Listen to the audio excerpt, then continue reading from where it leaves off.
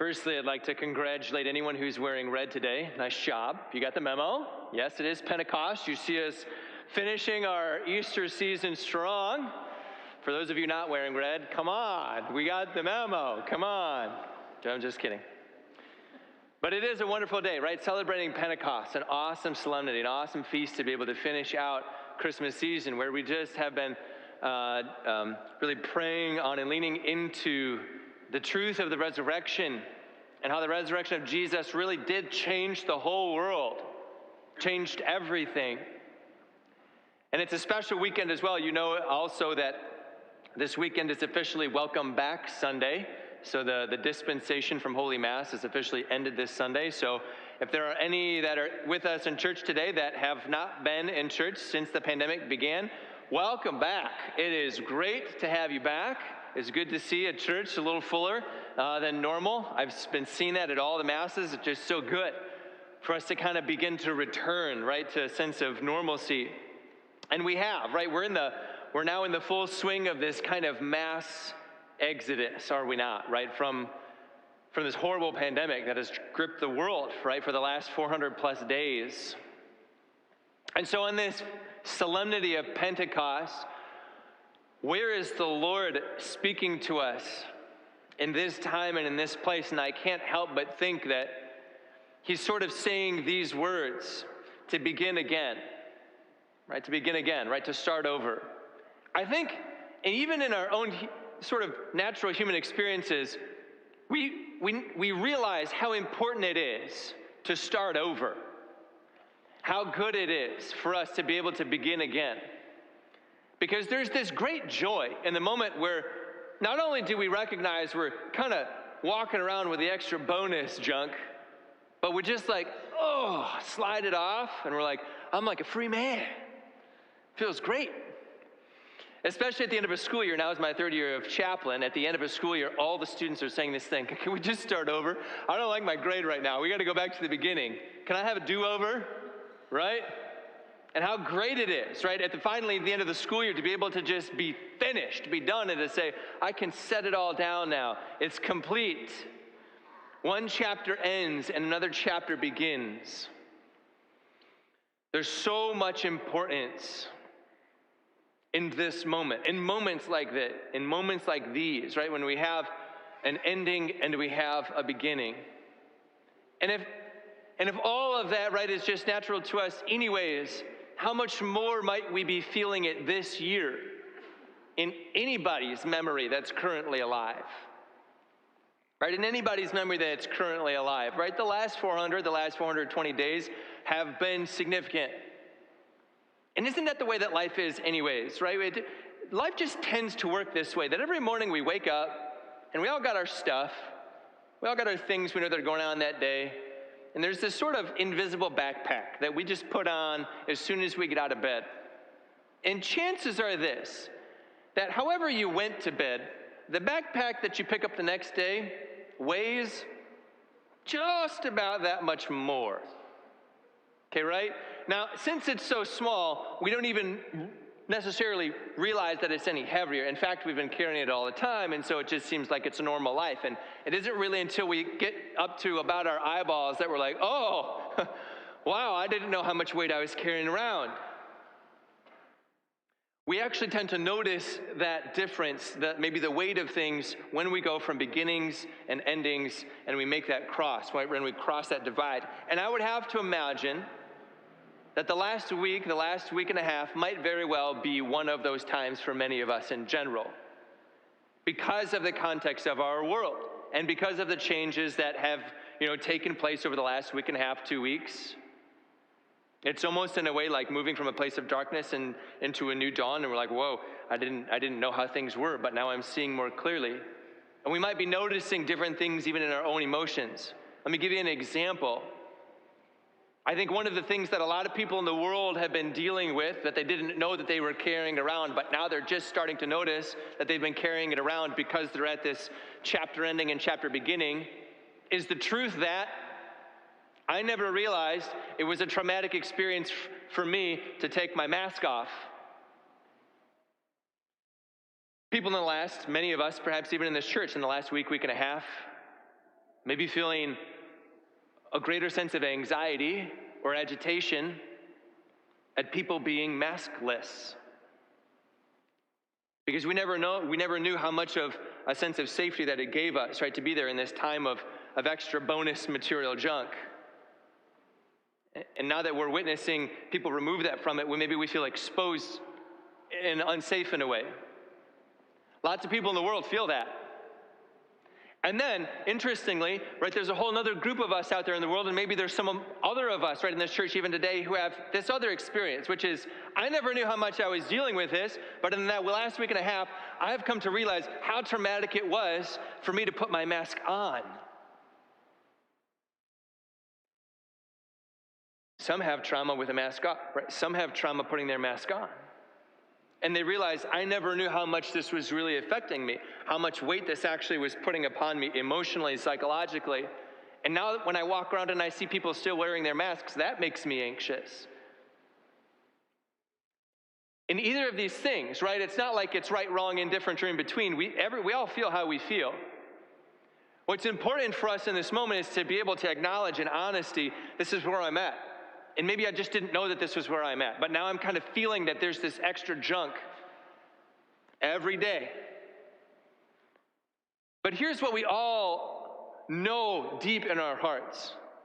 No matter how it is that we're feeling emotionally, every single one of us wakes up and we might be having all this intuition. I'm not supposed to be feeling trauma.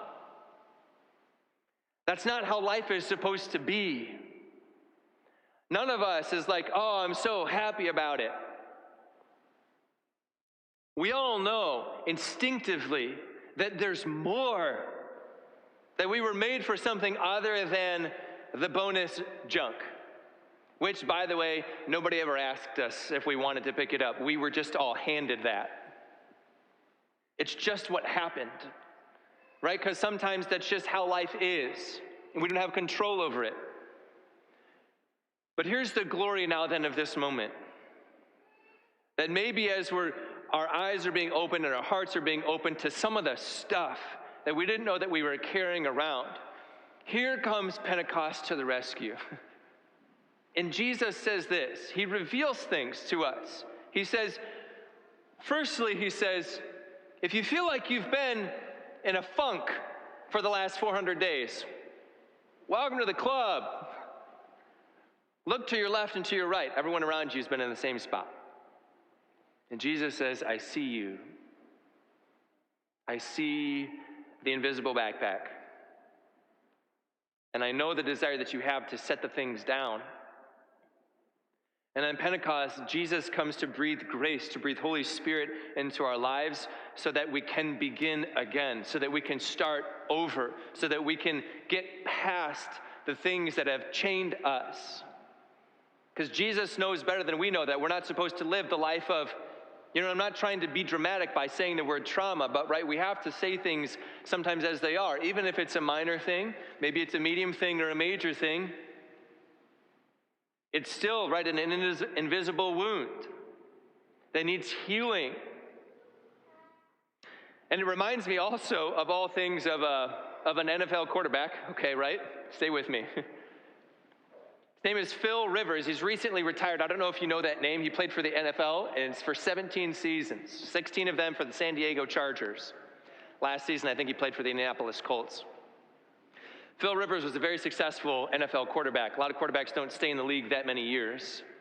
But I love the man. First of all, I love Phil Rivers because he loves Jesus. The man is Catholic, loves his faith. Now, someone in a prime position of sort of lots of publicity and fame and power and influence, probably would have some temptations in life to go and, buy the 15th car, and to take, the $300,000 vacation and, to live the life in all of its glory in that way. But no, the man has been alive for his faith, loves Jesus, isn't afraid of it, is proud of who he is. I love that about him. Now, at a certain point in Phil Rivers' career, he began to sort of plaster all of his clothing, right, his hats, his shirts, with this 2-word Latin phrase, Nunc Coepi. It's a Latin phrase. At a certain point in the football season down at Lumen Christi, I have this same conversation with all the guys. Nunc Coepi. Now, this became like a motto for him. a kind of a mantra for the way that he lived his life, for the way that he lived his career, his profession. And of course, since 99.9% of the world doesn't know Latin, a lot of people would look at his shirt and they're like, what does that mean? And so we had a lot of opportunity to explain what this meant to him. And he said, well, the best translation I can give it to you in English is this: now I begin. Nunc Coepi, now I begin. And he said, this is what I really realized about what it means to play football, what it means to be in this profession, which is high intensity with very high caliber athletes, where you really have to be focused. And he said, I just realized that every moment I have to be ready to begin anew and to be able to look behind me into the past and realize I can't do the past over and I can't take the past with me. And it just doesn't do me any good to pick up all the bonus junk to try to move forward. What I really need to be about is the task at hand, because now is the time that I begin. And he says, this is how I live my career. I walk to every first down, now I begin. I walk out after every pass interference, now I begin. After every sack, now I begin. After every touchdown, now I begin. End of the postseason, now I begin. I go into the film room, now I begin. Now I'm always beginning. Because the only way for me, Phil Rivers said, in order to find sort of success, in order to meet the goal, I have to move forward in freedom, unchained by what was before me. Because I can't do anything about that anymore. But I can begin again. And so now I begin. Now I begin. And so I don't know where each of you have been, right? I don't know how to read hearts, but Jesus knows how to read all of your hearts.